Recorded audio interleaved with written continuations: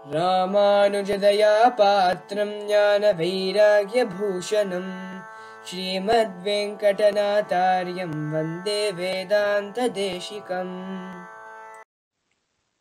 జయ జయ శ్రీ స్వర్సన వతే శనికమాంత మహాదేశికాయ నమః. దేశికవాణిలో ఈరోజు నాల్పాకం డాక్టర్ ఉవే వాసుదేవాచార్య స్వామి యొక్క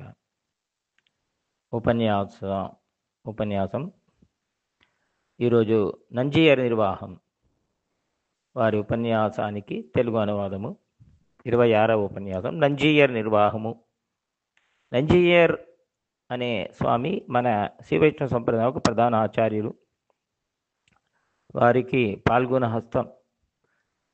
ఉత్తర పాల్గొని మహాలక్ష్మి తర్వాత వారి ఒక నక్షత్రం వస్తుంది. వారు పరాశర భట్టుల వారు ప్రధాన శిష్యులు. తిరువాయిమొഴി గ్రంథానికి ఎన్నో చక్కని ఒక నిర్వాహములు అర్థములు మనకు రసమైన అర్థములు మనకు బోధించారు. వేదాంత దేశికులు నంజీయర్ స్వామి యొక్క కొన్ని శ్రీ సూక్తులను ప్రమాణంగా తీసుకున్నారు. ప్రియవాచాన్ పిళ్ళై, నంజీయర్, భట్టర్ ఇటువంటి వాళ్ళ ఆచార్యుల యొక్క శ్రీ సూక్తులను వేదాంత దేశికులు ప్రమాణంగా చూపిస్తున్నారు. నంజీయర్కి చాలా రోజుగా ఒక సందేహం ఉన్నదట. మహాలక్ష్మి ఒక స్థితి గురించి, భగవంతునితో అన్ని ఒక స్థితిలో నారాయణతో కలిసి ఉండేది మహాలక్ష్మియే. పెరుమాళ్లకు ఏమేమి గొప్పతనం ఉన్నదో మొత్తము మహాలక్ష్మికి ఉన్నది. పెరుమాళ్ జగత్ సృష్టి చేస్తే ఆ జగత్ సృష్టి వ్యాపారంలో మహాలక్ష్మి కూడా పక్కనే ఉండి సంకల్పించుకొని ఆ జగత్ సృష్టి చేస్తున్నారు. పెరుమాళ్ రక్షిస్తారు, మహాలక్ష్మి కూడా రక్షిస్తుంది. ఇద్దరు కలిసే రక్షిస్తారు. మనకు భగవంతుడు మోక్షం ఇస్తున్నారంటే ఇద్దరు కలిసే సంకల్పించుకొని మనకు మోక్షం ఉత్తమైన గతిని ప్రసాదిస్తారు అని ఇలా మరీ పరాశర భట్ట వారు సాధించేవారు శ్రీ గుణరత్న కోశంలో. ఇది నంజీయర్ మనసులో చాలా చక్కగా అది పడిపోయిందట. భట్టర్ కానీ పరాశర భట్టర్ వారు కొన్ని శిష్యులు వారు వేరే విధమైన అర్థములు మరి నిర్వాహములు చేసేవారట. దానివల్ల చాలా సందేహాలు వచ్చాయి. ముఖ్యంగా సందేహం ఏమిటంటే, పెరుమాళ్లకు ఉండే అన్ని గొప్పతనం పెరాటికి కూడా ఉన్నది అంటే మహాలక్ష్మి గురించి ఎందుకు వేదంలో చెప్పలేదు?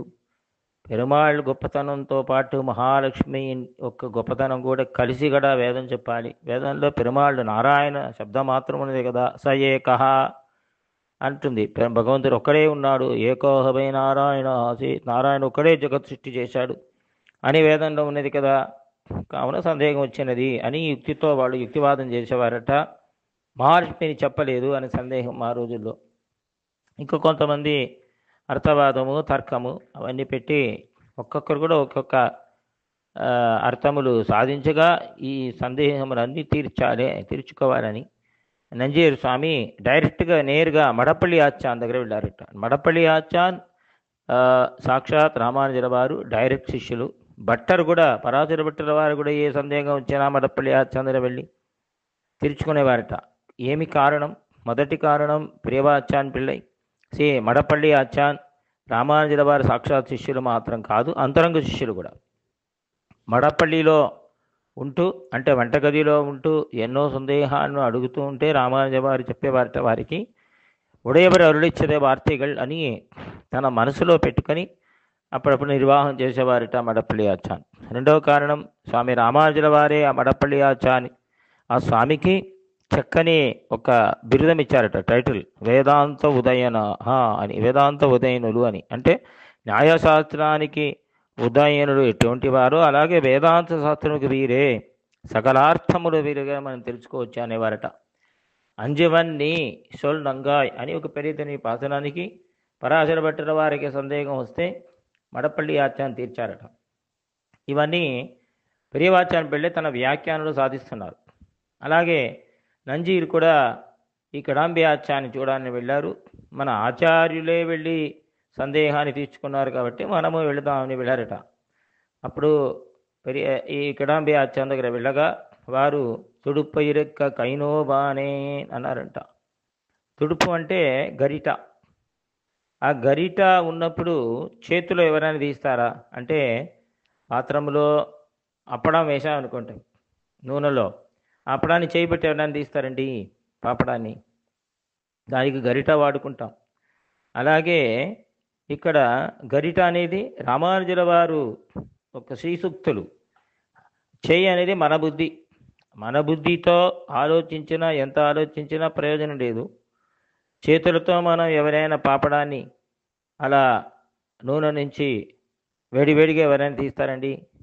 కావున రామానుజుల వారు ఒక శ్రీ సూక్తులు అనే ఒక గరిటను వాడుకొని చక్కగా అనుభవించాలి అని మరీ మరీ చెప్తూ ఉండేవారట మడపల్లి ఆచాన్.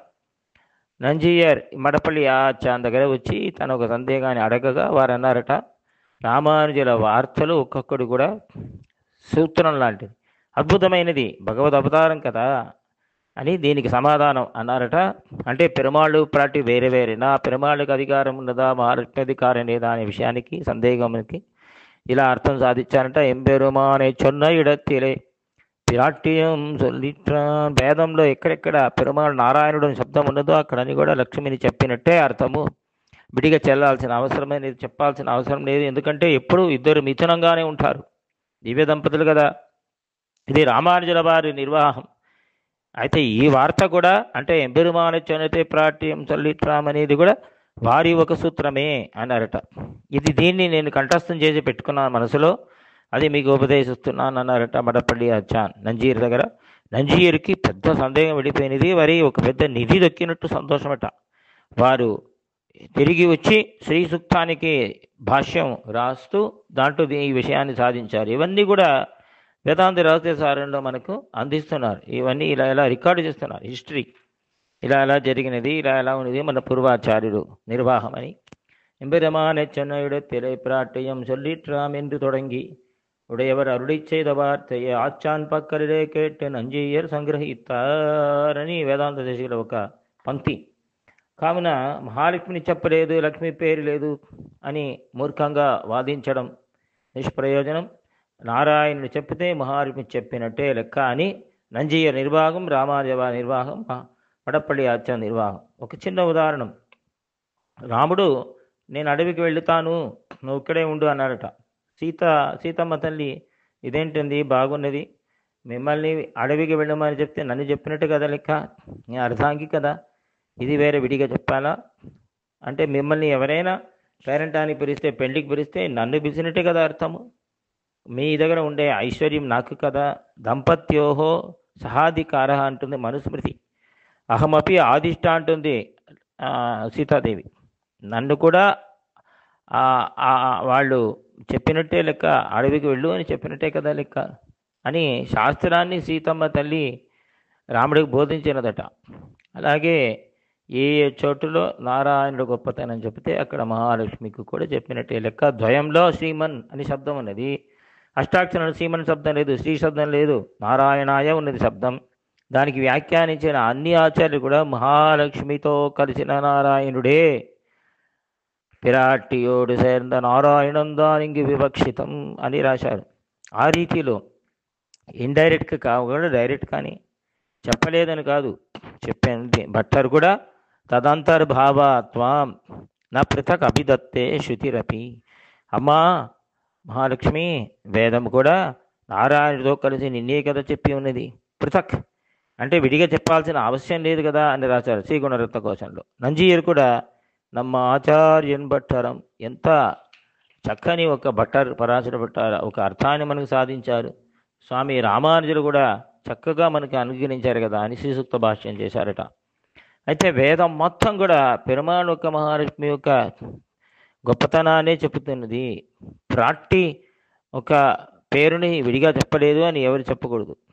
పరాశర భట్టర్ వారు ఇలా అంటున్నారు శ్రీగుణరత్న కోశంలో, దేవి శృతిం భగవతీం ప్రథమే పుమాంస తత్సద్గుణౌఘ మణికోశ గృహం గృహంతి. అమ్మ, వేదం మొత్తం మీ ఒక కళ్యాణ గుణములు అనే రత్నములతో చేయబడిన రత్నములు ఉండే ఒక పెట్ట.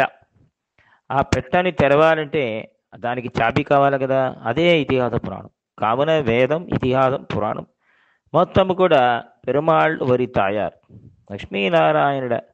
నారాయణ ఒక గొప్పతనం, వారే మనకు శ్రేష్ఠ దంపతి, వారే మనకు ఉపాయం, వారే మనకు ఉపేయం, సకల విధమైన రక్షకులు అని ఘోషిస్తూ ఉన్నాయి అని ఆశ్చర్యంగా నంజీయర్ శ్రీకృత భాష్యంలో సాధిస్తున్నారు. దీన్ని వేదాంత దేశికులు ప్రమాణంగా మనకు ఉదాహరించారు. శ్రీమతే శ్రీనిగమాంత మహాదేశికాయ నమః. కవితార్కిక సింహాయ కళ్యాణ గుణశాలినే శ్రీమతే వెంకటేశాయ వేదాంత గురవే నమః.